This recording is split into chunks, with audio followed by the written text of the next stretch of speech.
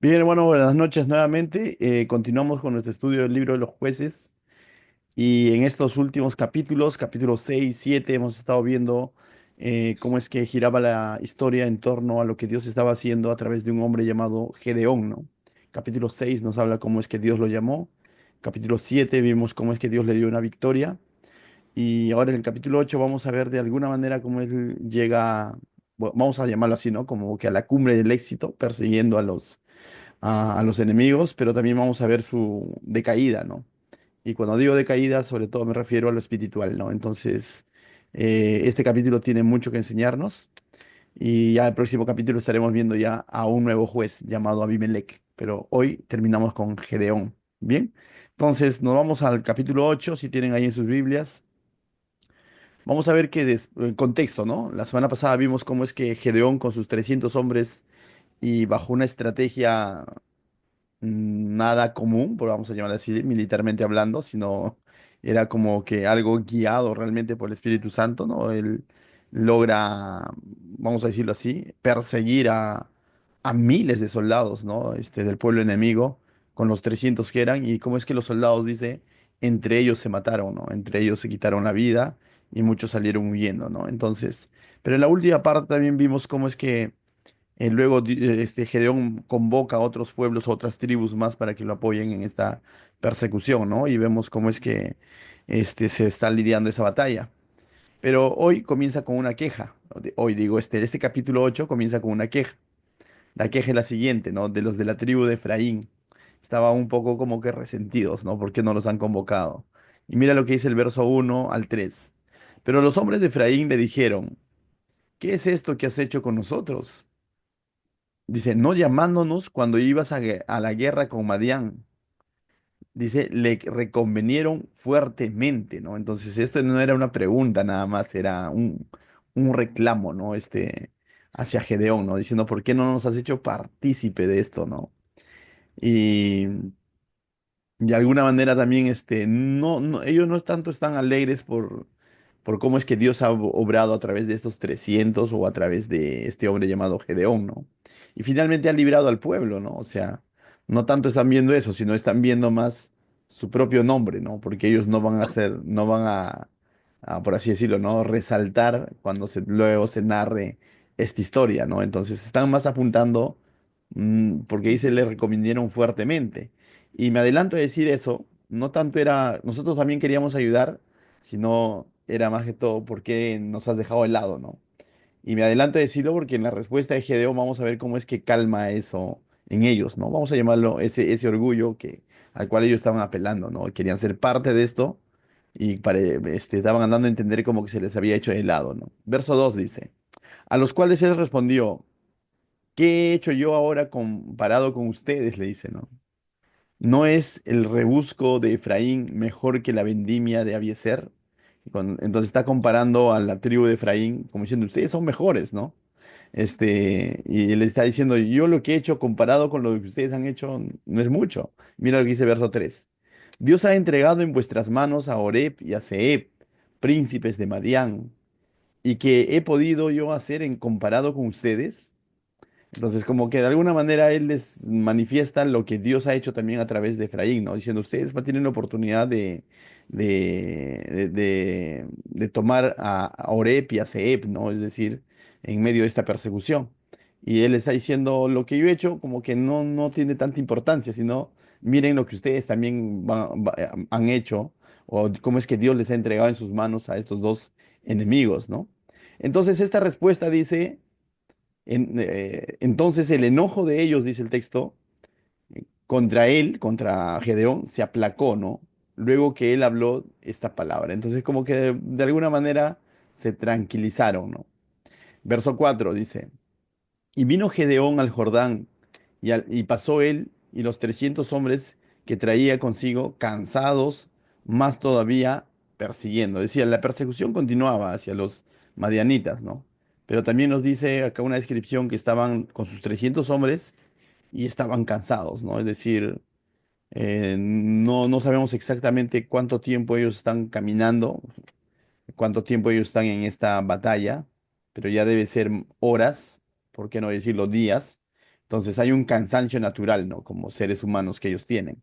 Entonces ellos nos describe este texto que estaban cansados, pero todavía persiguiendo, es decir, todavía estaban persiguiendo al pueblo enemigo, ¿no? No era momento de descansar, por así decirlo. Eh, Verso 5 dice, y dijo a los de Sucot, es un pueblo que estaba alrededor, yo os ruego que deis a la gente que me sigue algunos bocados de pan, porque están cansados, y yo persigo a Seba y a Salmuna, reyes de Madián. Entonces ellos estaban persiguiendo a estos dos reyes, ¿no? Y lo que hace Gedeón es, de alguna manera, llama a los ciudadanos del pueblo de Sucot para que lo apoyen con alimentos, ¿no? Ni siquiera le está diciendo, ayúdenme a batallar, ¿no? No, sino le está diciendo, mis soldados tienen hambre, si le pueden compartir un poco de pan, ¿no? Bocados de pan, dice. Vamos a ver la respuesta de este pueblo, ¿no?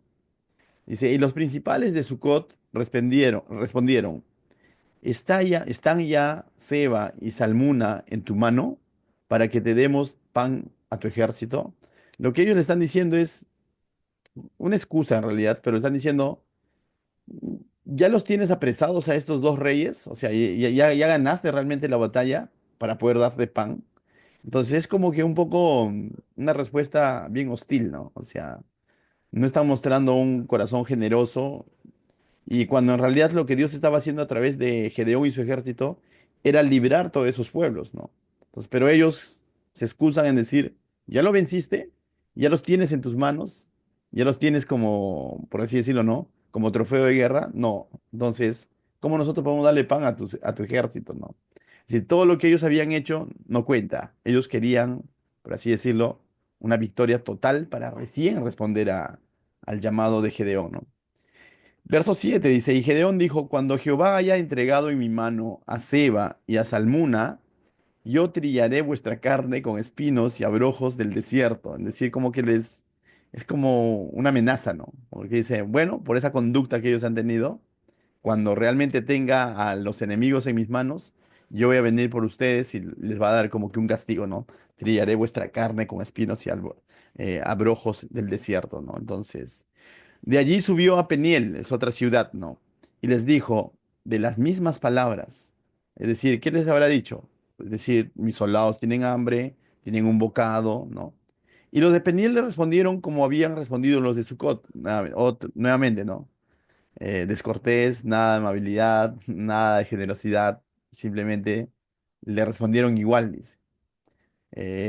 Y él habló también a los de Peniel diciendo, cuando yo vuelva en paz, derribaré esta torre. Es decir, esto hace referencia que en la ciudad de Peniel había una torre, ¿no? Entonces, de alguna manera, pero es interesante cuando, en esta última parte, cuando él dice, cuando yo vuelva en paz, en el verso 7 cuando da respuesta a los de Sucot, dice, cuando Jehová haya entregado en mi mano a Seba y a Salmuna. Estaba hablando también de alguna manera de que Gedeón tenía la confianza de que Dios sí o sí le iba a dar la victoria. Tanto así que se atreve a decir que cuando yo vuelva, voy a, voy a tratar con ustedes, ¿no? Con los de Sucot y también con los de Peniel, ¿no? Entonces ahí vemos de alguna manera que Gedeón tenía una confianza de que sí o sí iba a ganar la batalla, ¿no? Y ciertamente vamos a ver que ese retorno y esos dos castigos que estamos viendo ahí anticipados se va a dar, ¿no? Entonces, verso 10 dice, y Seba y Salmuna, que eran los reyes de Madián a quien estaban persiguiendo, estaban en Carcor, y con ellos su ejército como de 15.000 hombres, mira. ¿Y cuántos los estaban persiguiendo? 300, ¿no? Todos los que habían quedado de todo el ejército de los hijos del oriente. ¿Por qué dice habían quedado? Porque hemos visto que muchos de ellos han muerto, ¿no?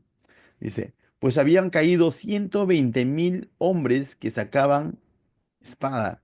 Entonces, en esa noche donde ellos invaden el campamento con su espada, con su antorcha, ¿se acuerdan? Con su cántaro, se han matado entre ellos alrededor de 120.000 hombres. Pero ahora todavía están quedando 15.000, ¿no? Igual es bastante frente a 300.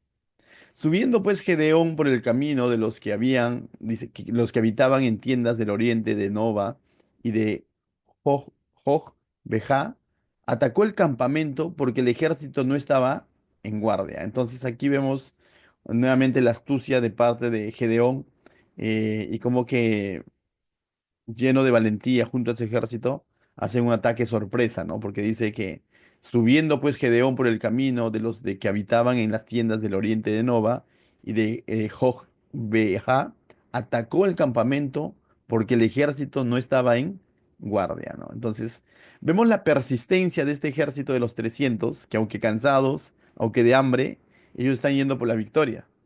Mientras que también vemos el cansancio del pueblo enemigo. ¿Por qué digo el cansancio del pueblo enemigo? Porque dice cuando los atacan ellos no estaban en guardia, o sea, sino estaban descansando, ¿no? Entonces iban a ser atacados. Verso 12. Y huyendo Seba y Salmuna, él los siguió y prendió a los reyes de Madián, Seba y Salmuna, y dice, y llenó de espanto a todo el ejército. Finalmente, Gedeón y su ejército van a atrapar a estos dos reyes, ¿no? A Seba y a Salmuna, ¿no? Entonces, vemos que finalmente se cumplió lo que Dios le había prometido, ¿no? Entregó a sus enemigos en sus manos. Y ahora vamos a ver cómo es que Gedeón regresa por esos dos pueblos que de alguna manera le habían condicionado o se habían excusado en ayudarle, ¿no? Y vamos a ver también de alguna manera cómo es que él va a ser severo y va a cumplir lo que les dijo, ¿no? Entonces Gedeón, hijo de Joás, verso 13, volvió de la batalla antes de que el sol subiese, y tomó a un joven de los hombres de Sucot, y le preguntó, y él le dio por escrito los nombres de los principales y de los ancianos de Sucot, 77 varones, es decir, de los responsables de esa ciudad, ¿no? De los líderes de esa ciudad, los que le negaron la ayuda, ¿no? Y entrando a los hombres de Sucot, dijo, he aquí Seba y Salmuna. ¿Se acuerda que le había dicho? ¿Ya lo tienes en tus manos? Le habían dicho, no. Y ahora él vuelve y le dice, acá están. No, acá están.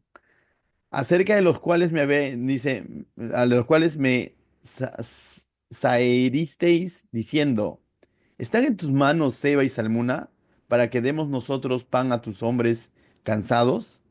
Y tomó a los ancianos de la ciudad, cuando dice ancianos, aclarar que no es en edad, sino a los líderes, ¿correcto?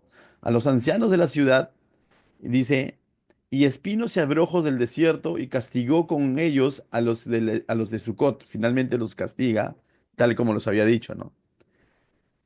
Asimismo derribó la torre de Peniel y mató a los de la ciudad, ¿no? Y de la misma manera también con el otro pueblo de Peniel, quienes habían negado su ayuda, ¿no? Entonces, aquí vemos de alguna manera cómo es que hay una consecuencia, ¿no? Ahora, se dice, son comentarios que se dan alrededor de esto, que estos dos pueblos no ayudaron a Gedeón, pero en el fondo no estaban siéndose parte de la causa de Dios, porque finalmente Gedeón estaba peleando en el nombre del pueblo de Dios o en el nombre de Dios.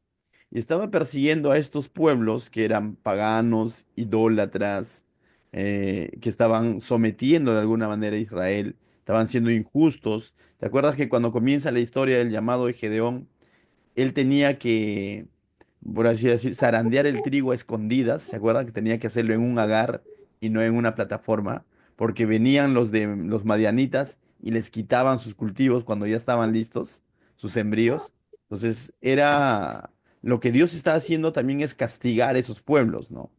Y también se acuerdan que un poco de que estos pueblos, incluso el mismo pueblo de Israel llegó a adoptar a los dioses de estos pueblos, ¿no? Porque adoraban, dice, a sus Baales. Entonces, estos pueblos enemigos no eran, uy, la Santa Paloma y pobrecito lo están persiguiendo, sino estaban abiertamente en contra del Dios de Israel y en contra del pueblo de Israel en su idolatría, en su abuso que cometían con el pueblo y todo lo demás. Que Dios de alguna manera permitió que el pueblo de Israel pase por este momento producto de su pecado es otra cosa, pero eso no lo hace inocente a estos pueblos. Entonces, cuando estos dos pueblos de Sucot y Peniel de pronto le niegan esta ayuda a Gedeón, abiertamente, como dice este comentarista David Gusit, abiertamente ellos están diciendo nosotros apoyamos a los otros pueblos. Abiertamente están diciendo, nosotros estamos de acuerdo y estamos cómodos con la idolatría de los madianitas. O sea, abiertamente están diciendo, nosotros no queremos saber nada del Dios de Gedeón, es decir, del Dios de Israel. Entonces, podría parecernos como que revanchismo, pero en realidad es juicio que está viniendo a estos dos pueblos. ¿Me dejo entender? No tanto es revanchismo, sino es un juicio que viene a estos dos pueblos por haberse negado colaborar con la causa de Jehová. Entonces, ese es el punto, ¿no? Entonces, cuando nos negamos de pronto a obrar conforme a la voluntad de Dios, hay consecuencias, decimos muchas veces, ¿no? Pero esas consecuencias no es porque de pronto Dios te mande un rayo, ¿no? O Dios, no, sino que es porque Dios te dice, bueno, asume las consecuencias de tu rechazo, ¿no? Cuando rechazamos la palabra de Dios, cuando rechazamos a Dios, va a haber consecuencias. Y no es un revanchismo de parte de Dios, sino es asumir las consecuencias de lo que a lo que nosotros nos hemos querido meter. En otras palabras, estos dos pueblos han dicho, prefiero ser del pueblo enemigo antes que ser del pueblo de Dios. Entonces, ahora están sufriendo las consecuencias y los están tratando como si fuesen pueblo enemigo, ¿no? Bien, pasamos al verso, si no me equivoco, 19, 18. Ahora va a haber una propuesta de parte del pueblo. Me parece que es la primera propuesta. Y más adelante esa propuesta se va a concretar en Saúl. ¿Qué es lo que propone el pueblo? El pueblo va a proponer levantar como rey, ¿sabes a quién? A Gedeón. Mira lo que dice. Luego dijo a Seba y a Salmuna. ¿Qué aspecto tenían? Primero vamos a ver cómo él va de alguna manera también a traer venganza, vamos a decirlo así, la muerte de sus hermanos, ¿ya? Verso 18 dice, cuando ya los tiene presos a Seba y a Salmuna, reyes de Madianita, de los madianitas, les pregunta, ¿qué aspecto tenían aquellos hombres que matasteis en Tabor? Y estos dos reyes responden, ¿no? Y ellos respondieron, como tú, así eran ellos, cada uno parecía hijo de rey. Le están diciendo, eran como tú, ¿no? Tenían tu aspecto. Y mira lo que dice Gedeón. Y él dijo, mis hermanos eran, hijo de mi madre. Vive Jehová, que si les hubieras conservado la vida, yo no os mataría a ustedes. Es decir, ¿no? Como que les está diciendo, ustedes han matado a mis hermanos, ¿no? A estos dos hombres ustedes han matado a mis hermanos. Entonces dice, verso 20, y dijo a Jeter, su primogénito, levántate y mátalos. Pero el joven dice, no desenvainó su espada porque tenía temor, pues aún era muchacho. No sabemos exactamente, pero si estuvo ahí, se entiende que ya era un hombre que podía ir a la guerra. Se cree que podría tener entre 18 o 20 años, ¿no? Pero de todas maneras, su inexperiencia no le dio la valentía de desenvainar la espada en contra del enemigo, ¿no? Y no lo hace, dice. Verso 20, 21. Entonces dijeron Seba y Salmuna, a los que los iban a ejecutar, ¿no? A estos dos reyes. Levántate tú y mátanos, porque como es varón, dice, porque como es el varón, tal es su valentía, dice, si eres tan valiente, mátanos, ¿no? Y Gedeón se levantó y mató a Seba y a Salmuna, y tomó los adornos de lunetas que sus camellos traían en el cuello. Finalmente, Gedeón los termina ejecutando a estos dos reyes de los madianitas, ¿no? Entonces, ahora sí, verso 22, vamos a ver cómo es que Gedeón se rehúsa a ser hecho rey, ¿ya? Verso 22. Y los israelitas dijeron a Gedeón, sé nuestro Señor, tú, tu hijo y tu nieto, pues que nos has librado de la mano de Madián. Mas Gedeón respondió, no seré señor de vosotros, ni mi hijo os enseñoreará. Jehová señoreará sobre vosotros. Diríamos, muy buena respuesta de Gedeón. Hasta ahí, Gedeón de alguna manera ha sido de un buen ejemplo para el pueblo de Israel. A pesar de su temor, ha sacado valentía, siguió el consejo de Dios, ha hecho partícipe, ha confiado en Dios al quedarse con 300 hombres, luego ha hecho partícipes a las demás tribus, ha ejecutado a estos pueblos que estaban en contra de Dios, ahora lo están queriendo levantar como rey y él se está rehusando y está diciendo que Jehová que sea el que señoree sobre el pueblo y hasta ahí todo bien, ¿no? Y así es como debe ser, ¿no? El pueblo de alguna manera le ha querido dar un reconocimiento y él se ha negado. Pero al mismo tiempo también nos habla cómo es que el pueblo desde aquel entonces ya estaba con eso en su corazón de que los gobierne un hombre y no Dios. Cuando el pueblo de Israel como tal, el nombre Israel significa gobernado por Dios. O sea, y Dios en más de una ocasión les ha dicho, ustedes son mi pueblo y yo seré su Dios. ¿no? En más de una ocasión. Si lees todo el Pentateuco, bueno, del Éxodo en adelante vas a encontrar esta frase, ¿no? Y yo les he tomado por pueblo y yo seré vuestro Dios, ¿no? Pero ellos están queriendo, al igual que los otros pueblos paganos de los alrededores, están queriendo un rey, porque eso estaba de moda. Y a veces caemos en ese tipo de cosas, ¿no? De pretender poner nuestra confianza en algo fijo, en algo visible, y no en aquello que no se ve, pero es real, que es nuestro Dios, ¿no? ¿Por qué? Quizás eso hace sentir al hombre más seguro, ¿no? Entonces, porque se sienten seguros teniendo un rey. Y bajo esa lógica van a elegir también más adelante, van a dejar de confiar en los profetas o en último los jueces, como dicen algunos, en Samuel. ¿Y qué van a pedirle al mismo Samuel que está haciendo el último de los profetas, de entre los jueces? Le van a decir, queremos rey.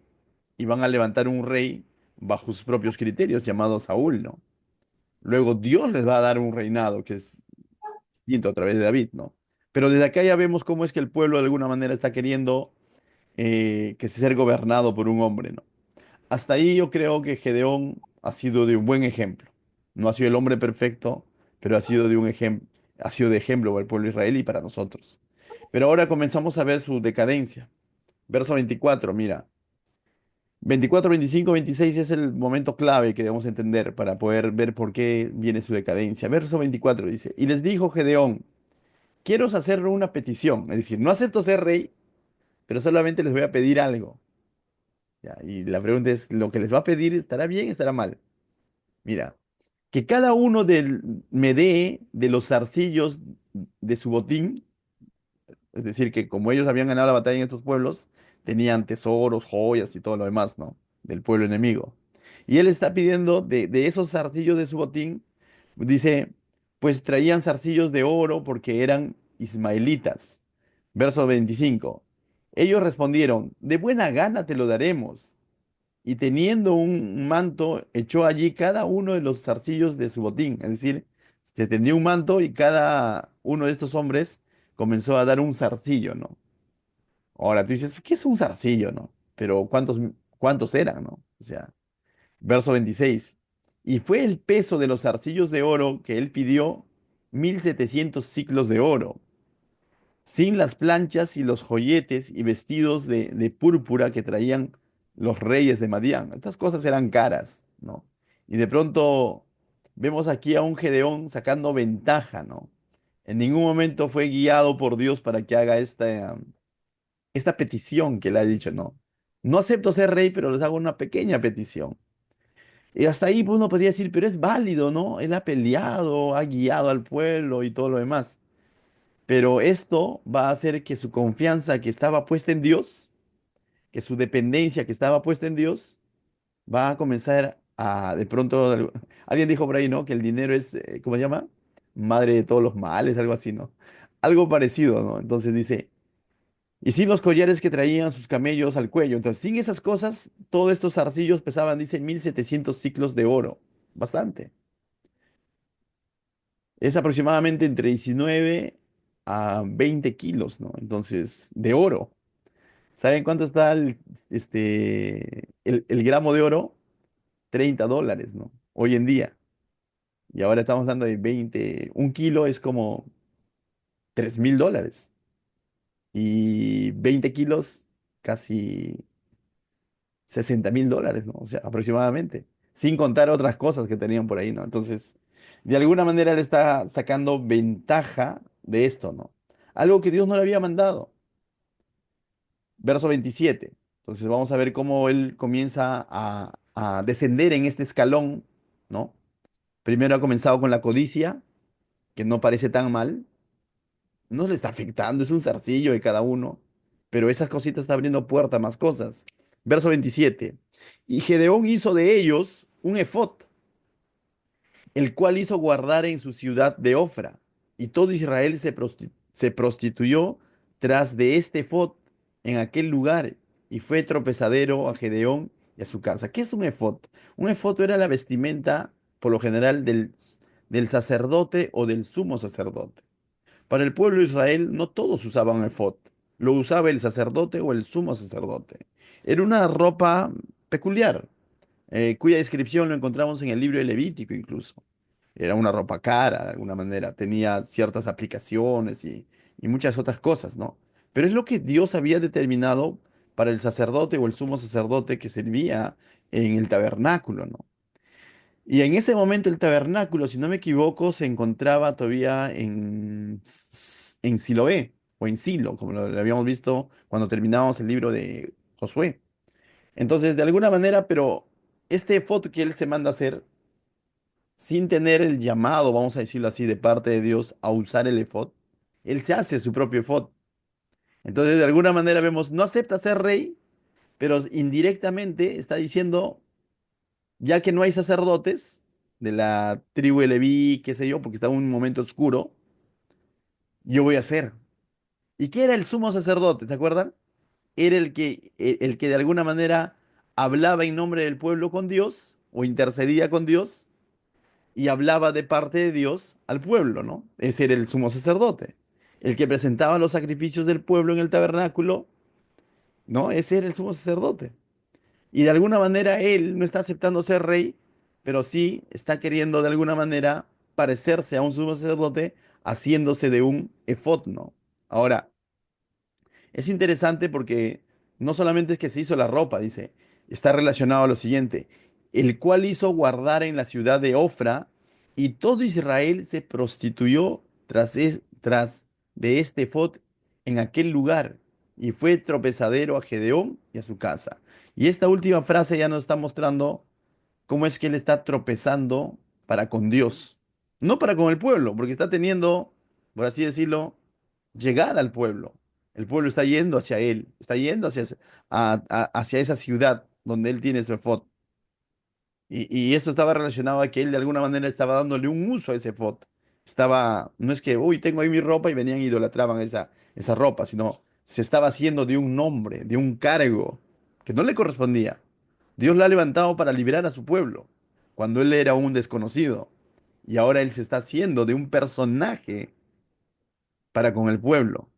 Por eso que dice, y el pueblo de Israel, todo Israel se prostituyó en el sentido que se fue tras, tras ese personaje, ¿no? Entonces vemos cómo cambió de un momento a otro este, el ejemplo que era Gedeón para el pueblo, ¿no? Comenzó con la avaricia, con la codicia, con esa codicia se hizo su efod y ahora se está haciendo de un personaje y está llevando al pueblo a prostituirse en el sentido de idolatría, ¿no? En el sentido religioso. Verso 28, mira. Así fue, dice, así fue subyugado Madián delante de los hijos de Israel, y nunca más volvió a levantar cabeza, y reposó la tierra 40 años en los días de Gedeón. De alguna manera Gedeón como que gobernaba, ¿no? O sea, y subyugaron a los madianitas, y hasta ahí todo bien, Dios les ha dado esa victoria. Pero mira lo que dice el verso 29. Luego Jerobal es el sobrenombre de Gedeón, Jerobal, hijo de Joás, fue y habitó en su casa. Y tuvo Gedeón 70 hijos. Tú te preguntarás, ¿tantos hijos ha tenido esa mujer? Porque se entiende que lo ha tenido con su esposa, ¿no? No. Y tuvo Gedeón 70 hijos que constituyeron su descendencia. Y ahí nos da el por qué. Porque tuvo muchas mujeres. Ahora vemos que cómo está descendiendo en ese escalón, ¿no? Codicia se hace de un hombre y ahora está practicando lo que se llama la poligamia, ¿no?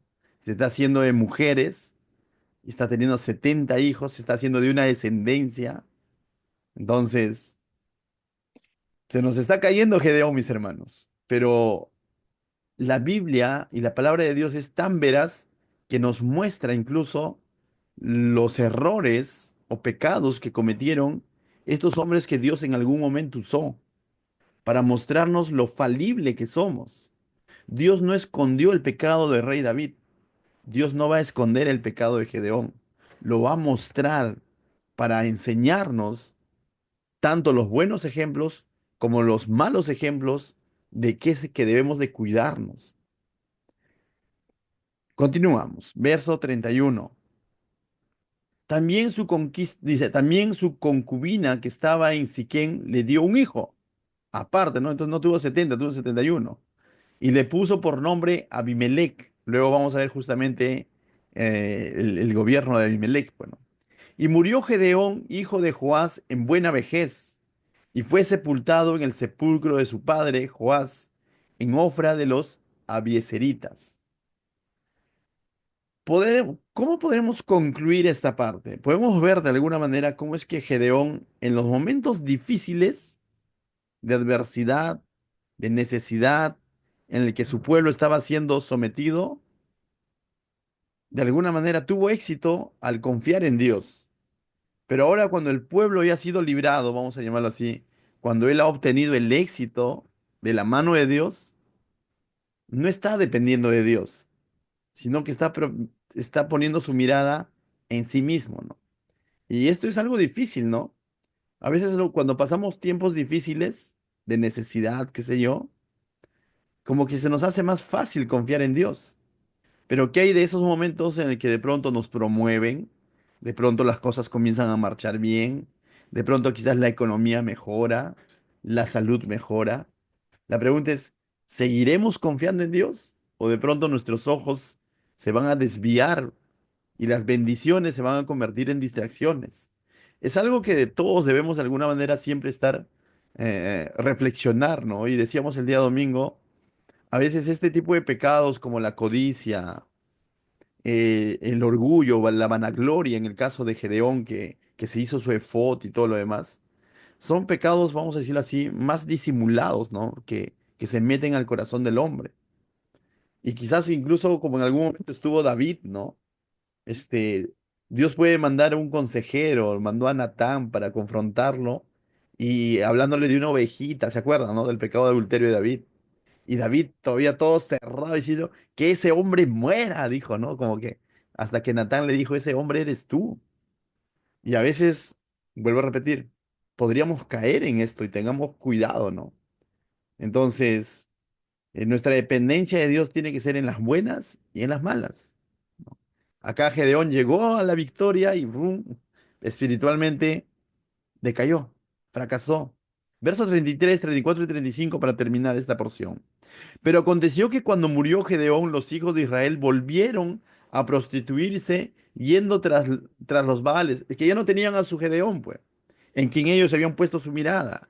Ya no tenían a Gedeón con su efod allí, en quien ellos tenían la confianza, a quien ellos habían exaltado, y él también lo había permitido. Entonces ellos van a buscar, de todas maneras, alguien en qué confiar, porque en Dios no estaban confiando.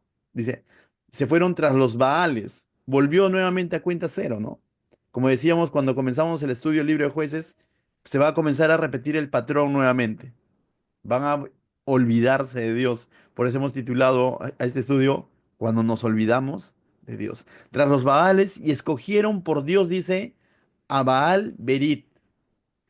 Y no se acordaron de los hijos de Israel, de Jehová su Dios, que los había librado de todos sus enemigos en el derredor, ni se mostraron agradecidos con la casa de Jeroboam, es decir, de Gedeón, el cual es Gedeón, conforme a todo el bien que él había hecho a Israel. Claro, en ese momento en el que Gedeón dependía de Dios.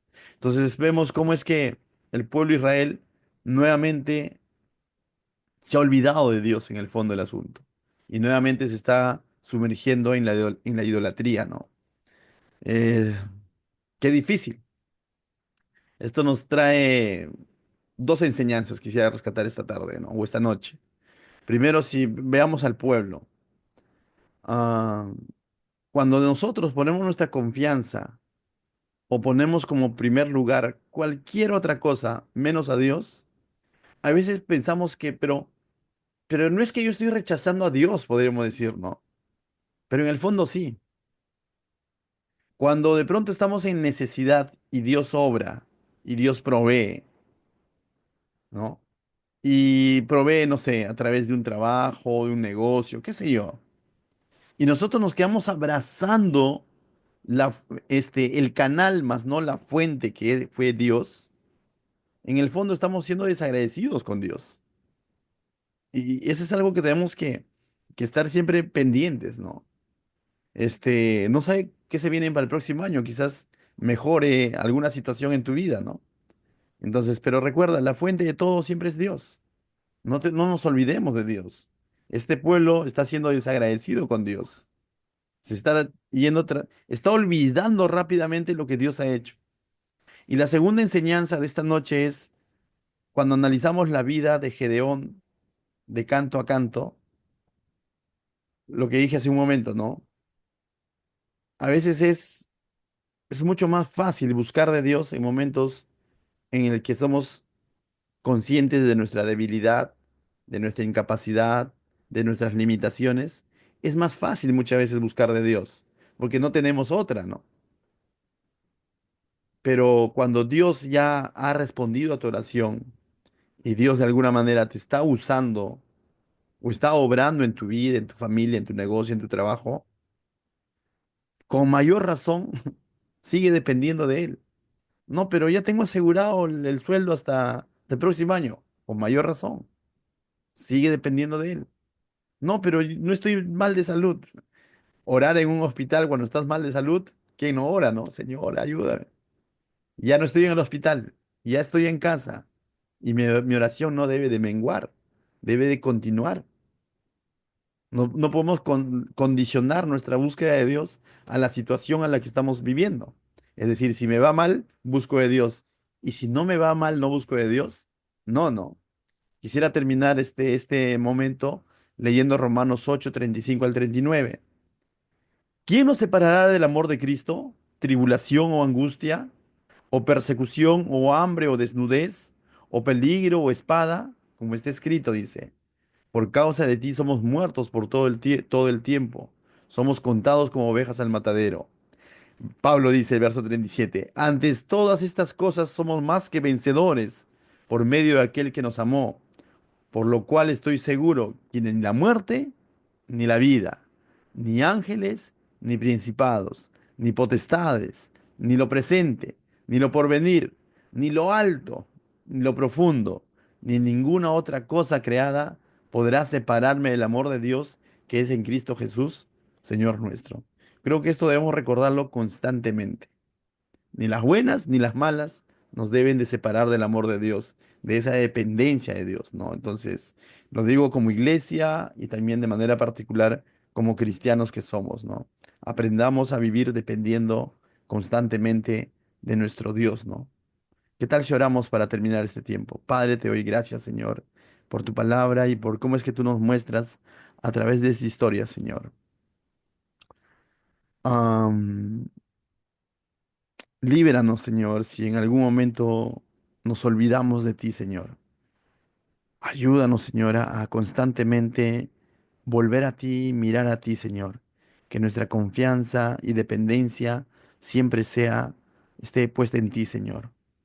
No queremos depender de nosotros mismos, ni mucho menos de alguien más, Señor, sino que dependamos todos los días de nuestra vida, Señor, siempre de ti, Señor. Que cada mañana, Señor, que salgamos al trabajo, nos encomendemos a ti, Señor. Que cada día, Señor, así estemos delicados de salud o estemos sanos completamente, dependemos, siempre estemos dependiendo de ti, Señor. Que en los momentos de necesidad o los momentos de abundancia, Señor, dependamos de ti, Señor. Te lo pido en el nombre de Jesús, Señor. Que tu iglesia se mantenga siempre dependiente de ti, Señor. En el nombre de Jesús. Amén.